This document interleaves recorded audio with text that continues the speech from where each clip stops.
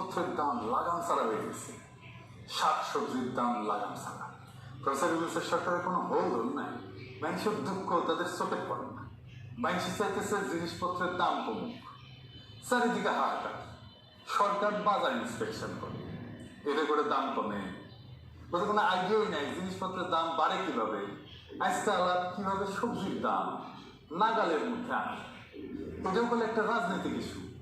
তবে রাজনৈতিক দলের ক্ষমতা নিয়ে কামড়াকামড়ির ইস্যু না। এই আলাপের পরে বুঝবেন আমাদের রাষ্ট্র যারা চালায় তারা কতটা অপদার্থ, কতটা বুদ্ধি, কতটা কর্মবিমুখ। যে সমস্যার সমাধানে সে নিজে তো কিছু করেই না, যারা সমাধানটা কইরা দিতে পারতো তাদেরও সাহায্য নেয় না। তো আমি ঠিক করছি যে পলিটিক্যাল ইস্যু নিয়ে এপিসোড বানানোর পাশাপাশি কিছু জাতীয় এরকম সমস্যা নিয়ে আলাপ করবো, যেগুলো আমাদের নিজেদের জীবনে সরাসরি সমস্যা তৈরি করে। শুধু আলাপটা না, আমরা আলাপ করবো কিভাবে এই সমস্যার সমাধান করা যায় সেটা নিয়েও। না না, আমি মনে করি না যে প্রফেসর ইউনূসের সরকার সমস্যার সমাধান করে দিবে। প্রফেসর ইউনূসের সরকার আমি মনে করি এটা একটা অপদার্থ সরকার। এর উপদেষ্টা যেগুলো আছে কর্মবিমুখ, কোনো ক্রিয়েটিভিটি নাই। বেশিরভাগের বয়স 70-এর উপরে। অ্যাডাল্ট ডায়াপার পরে এদের এটা অ্যাডাল্ট ডায়াপার বিষয়ক উপদেষ্টা দরকার ছিল। যাই হোক, আমি আলাপটা করবো এই কারণেই যে বেশিরভাগ সমস্যার সৃজনশীল সমাধান আছে, এটা বোঝানোর। আর আমার এইটারা বলে যে আমি ধ্বংস করতে পারি না, ওদের মুখে যেন আবার জামা ঘষে দিতে পারেন, সেটাও একটা লক্ষ্য এই এপিসোড করা। প্রফেসর ইউনূসের সরকার এই পরিকল্পনাগুলো ইমপ্লিমেন্ট করতে পারলে ভালো, আমি খুশি হব। কিন্তু এই পরিকল্পনা ইমপ্লিমেন্ট করা, বাস্তবায়ন করার জন্য প্রচুর উদ্যম, পরিশ্রম আর প্যাশন লাগবে, সেটা ওনাদের নাই। আসলে আজকের সমস্যা নিয়ে আলাপ করি। আলাপে ঢুকি আর কি, পণ্য পরিবহনের চাঁদাবাজি, যার জন্য 15 টাকার সিম 4 গুণ বেশি দামে 60 টাকায় বিক্রি হয়, সেটা কিভাবে কমায় আনা যায়। খুবই সলিড পরিকল্পনা, আপনারা নিজেরাও বুঝবেন যে হ্যাঁ আসলে এইভাবে কমানো সম্ভব। এই নিউজটা দেখেন কি বলতেছে, এই দেশে দেখেন কি বলতেছে। সারা দেশে কৃষকের কাছ থেকে 15 টাকায় 1 কেজি সিম কেনা হয়, মানে কৃষক পায় 15 টাকা। ঢাকায় আসার পরে সিম বিক্রি হয় 60 টাকা কেজি। নিত্য পণ্যের এই অযৌক্তিক অস্বাভাবিক দাম বাড়ার পেছনে রয়েছে সড়ক মহাসড়কে অনিয়ন্ত্রিত চাঁদাবাজ চক্র। এছাড়া এর জন্য সিন্ডিকেটের দৌরাত্ম্য দায়ী। তো বলা হইতেছে বিভিন্ন এলাকায় অভিযান চালায় 8টা গ্রুপের চাঁদাবাজ চক্রের সক্রিয় 51 সদস্যকে গ্রেপ্তার করছে র্যাব 2 এবং 3। ওই সময় হাসিনা ছিল, এটা কিন্তু হাসিনার আমলের ঘটনা। এই সময় তাদের কাছ থেকে চাঁদা আদায় নগদ 1,12,306 টাকা, রশিদ, লেজার রশ্মির লাইট, 6টা জ্যাকেট, 4টা আইডি কার্ড এবং 41টা মোবাইল ফোন জব্দ করা হয়। দেখেন হাসিনা কাছে শক্ত দিতে হবে, আর শক্ত হচ্ছে কইলেই শক্ত হয়ে যায়। বাবা এলেন ছিল কিন্তু হাসিনা, হাসিনা কইতো আর শক্ত হইয়া যেত। যাই হোক, এভাবে শক্ত হইয়া কি চাঁদাবাজি বন্ধ হয়েছে? হয় না, হবেও না। কারণ এইখানে একটা হিউজ অর্গানাইজেশন আছে। কি কি উদ্ধার করা হয় দেখেন, রশিদ, লেজার রশ্মি লাইট, 6টা জ্যাকেট, 4টা আইডি কার্ড, 41টা মোবাইল ফোন। একটা বিপুল জনগোষ্ঠী এই চাঁদাবাজির সাথে যুক্ত। পত্রিকাতেও বলছে যে গ্রেপ্তার ব্যক্তিরা তথাকথিত ইজারাদারদের নির্দেশে কয়েকটা গ্রুপে ভাগ হয়ে প্রত্যেক রাতে লাখ টাকা চাঁদা তোলে, তার বিনিময়ে 600 থেকে 700 টাকা মজুরি পায়। তাহলে এই চাঁদাবাজিতে একটা বিশাল আয় উপার্জন আছে। সেটা আপনি শক্ত হইবেন, 2 দিন বন্ধ থাকবে, তারপর আবার শুরু হবে, সরাই দেবেন, আবার চাঁদা হবে। এটা আপনি থামাইতে পারবেন। এর তাহলে সমাধান, এর সমাধান আসলে কেউ করতে চায় না, তাই পারেন। ট্রেনে সবজি পরিবহন করবে, এটা পরিকল্পনা করেছিল প্রফেসর ইউনূসের সরকার। কেনটা দেখেন এদের মাথার মধ্যে যে কি আছে দেখা লাগবে আর কি। সবজি ট্রেনে প্রথম দিনে আয় হয়েছে 360 টাকা, লোকসান 9 লাখ টাকা। পরিকল্পনা করে, চিন্তা করে, কেনকা প্ল্যান করে, এই বুড়া হাবড়া খাটাসগুলো কেনকা প্ল্যান করে দেখে।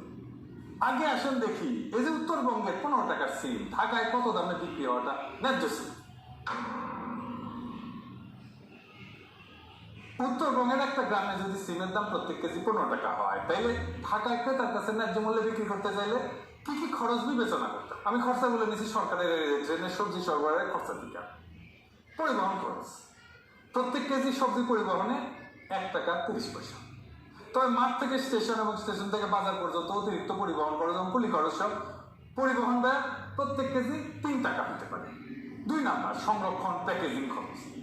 সংরক্ষণ এবং প্যাকেজিং এর জন্য 1 টাকা খরচ হইতে পারে 1 কেজি। বাজারে নিয়ে আসছে, এটা নিয়ে আসার খরচ আছে। যদি দোকানে বেচে তাহলে দোকান ভাড়া, কর্মচারী বেতন, বিদ্যুৎ বিল, এগুলো বিবেচনা কেজি প্রতি 2 টাকা খরচ হতে পারে। এই খরচগুলো যোগ করলে 15 সাথে 3, তার সাথে 1, তার সাথে 2 মিলে 21 টাকা। সাধারণত পাইকারি এবং খুচরা বিক্রেতারা মোট খরচের উপরে একটা মুনাফা যোগ করে বিক্রি করে, তাই না? তো ধরা যাক মোট খরচের উপরে 20% মুনাফা যোগ করে, তাইলে 4 টাকা 20 পয়সা হয় আর কি, 21 টাকা 20%। তাইলে ন্যায্য খুচরা মূল্য হবে 21 টাকা প্লাস 4 টাকা 20 পয়সা, মানে 25 টাকা 20 পয়সা। তার মানে ঢাকায় ক্রেতার কাছে সিমের ন্যায্য খুচরা মূল্য প্রত্যেক কেজি 25 থেকে 26 টাকার মধ্যে হওয়া উচিত। এটা যদি 30 টাকাও হয় তাও এখনকার অর্ধেক দামে নেমে আসে কিন্তু না। কারণ এই যে চান্দাবাজের সিন্ডিকেট, সে আসলে 15 টাকার 1 কেজি সিমে 34 থেকে 35 টাকা চান্দা নিচ্ছে, বিনা শ্রমের বিপুল আয়। আপনি এটা মাইরা বন্ধ করতে পারবেন? জেলে নিয়ে বন্ধ করতে পারবেন? এত লোককে জেলে নেবেন কেন? জেলে নেবেন নতুন লোক এসে বসবে। এই টাকাই যায় পুলিশের কাছে, স্থানীয় রাজনৈতিক নেতার কাছে, র্যাবের কাছে, মস্তানের কাছে। এইটা একটা মাফিয়া সিন্ডিকেট। মাথায় রাখবেন, মাফিয়া সিন্ডিকেটের অপারেটিং কস্ট খুব হাই। এই জন্য নিষিদ্ধ মাদকের দাম বেশি হয়। তাইলে এর কোনো সমাধান নাই? আছে, দারুণ সমাধান আছে। কি সেটা? আসেন দেখি।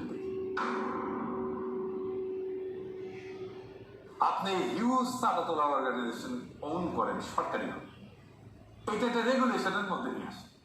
এটা সরকারি ট্যাক্স কালেকশন অর্গানের মর্যাদা পেলে পুলিশকে, রাজনৈতিক নেতাকে, মাস্তানকে চাঁদার ভাগ দিতে হবে না। সরকার রেভিনিউ পাবে, একটা শৃঙ্খলা আসবে। আইডিয়ালি শাকসবজির আভ্যন্তরীণ পরিবহনে ট্যাক্স দেওয়ার রীতি কোথাও নাই, কোনো দেশে নেই। কিন্তু কি করবে? আমাদের দেশে একটা বিকট সিস্টেম দাঁড়ায় গেছে, আপনি ইনহেরিট করছেন। এটার একটা ইনোভেটিভ সলিউশনের মাধ্যমে তো রেগুলেশনের মধ্যে না আনলে আপনি তো এটা কোনোভাবে বন্ধ করতে পারবেন না, পারেন না। ইতিহাস সাক্ষী। তো কাজটা কিভাবে হবে আসেন সেটা একটু বুঝি। কারা কারা চান্দা তোলে তাদের তালিকা পুলিশের কাছে অবশ্যই আছে, না থাকলে তালিকা করতে হবে, এদেরকে ডাকতে হবে। মানে নেতাদের বলতে হবে ভয় নাই, ডর নাই, সরকার তোমাদেরকে সাহায্য করবে, এই কাজটাকে অফিসিয়াল করে দেবে, তোমরা সরকারি কাজের সহায়ক হিসেবে মর্যাদা পাবে। তোমাদের এই চান্দা কালেক্ট করার সিস্টেম করে দেবো, ইলেকট্রনিক পেমেন্ট আর বারকোড প্রিন্টিং একই সাথে চলবে। পেমেন্ট নিবা, বারকোড দিয়ে সালার উপরে বসাই দিবা ধাম করে। পণ্যের ধরন আর ওজনের উপরে ট্যাক্স বা চান্দা নেওয়া হবে। তারা ট্যাক্স কালেক্টরের পোশাক পরবে, যারা ট্যাক্স কালেক্ট করবে সরকারি পোশাক। চান্দাবাজির সমস্যার প্রাতিষ্ঠানিক সমাধান। এই সিস্টেমে ট্রাক বা গাড়ির রেজিস্ট্রেশন নাম্বারও স্ক্যান করা হবে। চালানের পরিমাণ অনুসারে একটা নির্দিষ্ট ফি নেওয়া হবে। পুরো প্রক্রিয়াটা ইলেকট্রনিক, স্বচ্ছ এবং ট্র্যাকেবল। ইলেকট্রনিক রসিদ সিস্টেম যদি চালু হয় তাহলে অবৈধ চাঁদাবাজি এমনিতে বন্ধ হয়ে যাবে।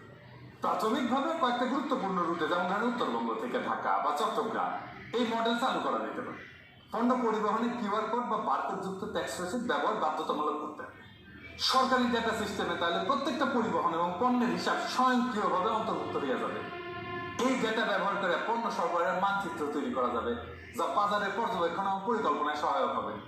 এইভাবে যারা চাঁদা কালেক্ট করে, ওইখানে স্থানীয় রাজনৈতিক নেতা হোক বা এই যারা হোক, যেই হোক, ট্রাক ড্রাইভার ইউনিয়ন হোক, বাজার সিন্ডিকেট হোক, তাদের সাথে চুক্তি করতে হবে। তাদেরকে সরকারি কর্মচারীর মতো দায়িত্ব দিয়ে স্বচ্ছতার মধ্যে আনতে হবে এবং এর মধ্যে দিয়ে একটা আধুনিক সাপ্লাই চেইন নেটওয়ার্ক তৈরি হবে। এবং যেখানে এই যে মধ্যস্থতাকারী যেগুলো, যারা মূল টাকাটা খায় না, তাদের সংখ্যা কমে যাবে। সরাসরি কৃষক থেকে ভোক্তার কাছে পণ্য পরিবহন হবে। এতে কি সুবিধা হবে? চাঁদাবাজি এবং অযৌক্তিক যে সিন্ডিকেট কার্যক্রম, এটা বন্ধ হবে। রাজস্বটা সরকার পাবে। 1 কেজি সিমে এমনকি 5 টাকাও যদি চাঁদা নেয় বা ট্যাক্স নেয়, তাও সিমের দাম অর্ধেকে নেমে আসবে, 30 টাকায় নেমে আসবে। সরকারি সার্ভিস হয়, এটার জন্য, এটা চালানোর জন্য পুলিশ, মাস্তান, রাজনৈতিক নেতাদের চাঁদা দিতে হবে না, তাই অপারেশনের খরচা কমে যাবে। যারা চাঁদা তুলে তারা মর্যাদা পাবে, এই মর্যাদার জন্য তারা কিঞ্চিত কম মজুরিও নিতে পারে, তাদের জব সিকিউরিটি থাকবে। সরকার পণ্যের পরিমাণ জানবে, কত পরিমাণ পণ্য ঢুকতেছে, এটা ডেটা থেকে বিগ অ্যালগরিদম দিয়ে অ্যানালাইসিসের মাধ্যমে মার্কেটে কোন পণ্যের দাম কত হবে সেটাও জানাই দেওয়া যাবে কিছুদিন ডেটা পাওয়া যাবে। সরবরাহ এবং চাহিদার উপরে পূর্ণ নিয়ন্ত্রণ আসবে, পরিকল্পনা অনেক সহজ হবে। কোনো পণ্য অযথা নষ্ট হবে না, অতিরিক্ত পণ্য আসবে না বা কম পণ্যও আসবে না। কৃষি পণ্য সরবরাহের উপরে পূর্ণ নিয়ন্ত্রণ সরকারের থাকবে, ফলে পণ্যের দাম কমে আসবে। বাজার ব্যবস্থাপনা অনেক কার্যকর হবে। কৃষক এবং পরিবহন শ্রমিকেরা দীর্ঘমেয়াদী আর্থিক সুরক্ষা এবং মর্যাদা পাবে। আমি পলিটিক্যাল অ্যানালিস্ট না, রাজনৈতিক বিশ্লেষক না, অনেকে বলে। আমি বিশ্লেষণ করি না, আমি অ্যাক্টিভিস্ট। আমি সবাইকে একটা লক্ষ্যের দিকে দাবিত করি। আমি শুধু ভাঙতেই জানি না, আমি করতেও জানি। আপনারাই সাক্ষী, আমি অনেক পরিকল্পনা দিচ্ছি, অনেক সৃজনশীল পরিকল্পনা দিচ্ছি নানা ক্ষেত্রে, অনেক সৃজনশীল ভাবে সমস্যার মূলে গিয়ে গইটা দিতে জানি। এটাই আমার প্রফেশন, এটি আমার পেশা। এই কাজে সাহায্য চাইলে আমি আনন্দের সাথে সরকারকে সাহায্য করে কাজটা করে দিই। কিন্তু মুশকিল হয়েছে কি, আমাদের ভয় ডরায়। তাদের ধারণা পিনাকি তো আমাদের উড়াই দিবে, পিনাকি যদি আরো জনপ্রিয় হয়ে যায় তাহলে তো বিপদ। এমনিতেই প্যারিস থেকে প্যারা দেয়, কঠিন প্যারা দেয়, তারপরে আইসা মাঠে নেমে কাজ করিয়া জনগণের সাথে মিলে আর কি প্যারা যে আমাদের দেয়, আমাদের তো উস্কাই দিবে। আপনাদের এখন মনে হচ্ছে না যে এইটা একটা চমৎকার সমাধান হতে পারে আমাদের এই জ্বলন্ত সমস্যা? আমি যদি এরকম পরিকল্পনা দিতে থাকি একের পর এক, তাহলে পাবলিক এমনিতেই বান্ধু দেবে সরকারকে অপদার্থ বইলা। আর সবচেয়ে বড় কথা, জাতি হিসাবে আত্মবিশ্বাসী হয়ে যাবে। ধীরে ধীরে আমাদের তরুণ প্রজন্মরা জানবে কিভাবে পরিকল্পনা করতে হয়, আউট অফ দ্য বক্স, যে একটা সমস্যাকে সমাধান করে ফেলতে হয়। সমস্যাগুলোর সমাধান খুব জটিল না। এরপরে দেখবেন নিজেরাই এভাবে সৃজনশীল সমাধান খুঁজে পাবে বেশিরভাগ সমস্যা। সেই দিন বাংলাদেশের সাধারণ মানুষ নিজের হাতে নিজের নির্ভরতার চাবি নেবে। আর সেই দিন আবার ছুটি।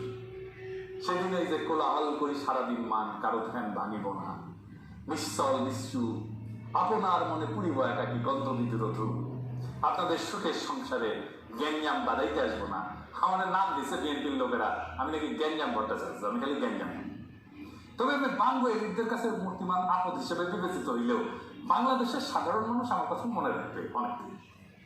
ওইটাই আমার বিজয়, ওটাই বাংলাদেশের সাধারণ আম জনতার বিজয়, ওইটাই বাংলাদেশের দরিদ্র মানুষের বিজয়, যাদের বিজয় বাংলা এলিটেরা ছিনাই নিতে পারে।